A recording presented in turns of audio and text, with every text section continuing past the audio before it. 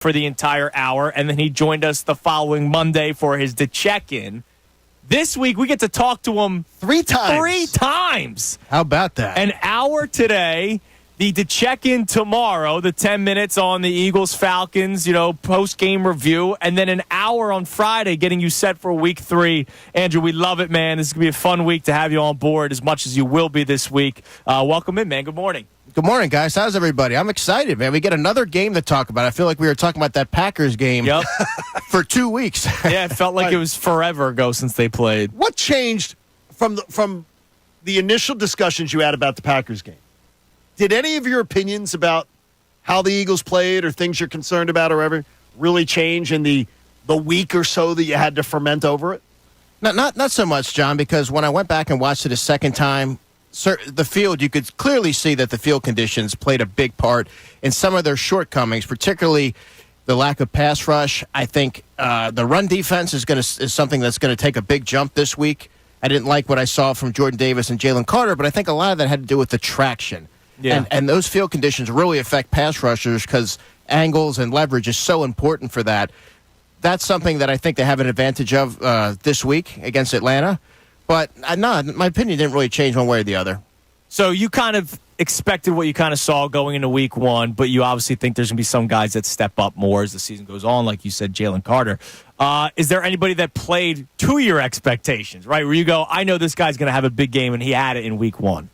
Slay's somebody that, and it sounds simple enough, Andrew, but Darius Slay doesn't get enough credit, I feel like, in this city for whatever reason. You're speaking my language, my man. He's still a marquee player at his position, and he's so steady that you almost take him for granted a little bit, but he completely shuts off his side of the field.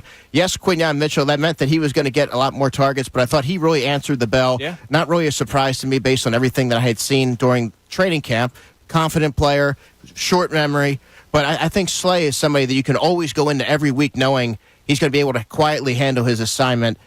This week, I'm looking for Jalen Carter to really take a big step forward. He was a little bit quiet last week. His stats don't necessarily show on the stat sheet, but I think this is going to be a big Jalen Carter. I think the Slay thing where you say he might be underappreciated in the city, which he is, you as the football guy that you are, realize the things that he does when his name's not mentioned on the broadcast. There are a lot of people, they don't like his nickname being Big Play Slay, right? He may not make a big play. It's not his fault that he can't make a big play when the quarterbacks don't even go his way, when they don't even target the receiver that he's covering. I think that's why he's underappreciated, that people just go, oh, well, how can you be Big Play Slay when you don't make big plays? Well, it's because he's so good they don't even look that way. Because he's made so many big plays that teams don't want to test him.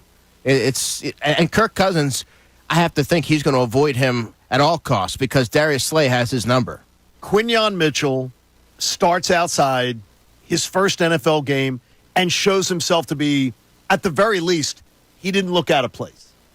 So what's the plan moving forward, especially now that maybe he gets some healthy bodies back? Mm-hmm. This is where it gets really interesting. This is a question that I got a lot this week, John. If you're me, I think what makes the most sense, logically, keep Quinyon Mitchell at his natural spot on the outside. He performed very well, probably exceeded expectations, but if that's your long-term plan for him, for continuity purposes, keep him there. Now, what does that mean for the nickel role? I think you could still see another week of Avonte Maddox, but I also wouldn't be surprised if you see Cooper DeJean in there a lot more than we saw last week. He played 6 snaps last week. I believe that you're starting to see him get ramped up, more comfortable with the defense. He's somebody that, you want to get the startup costs out of the way early.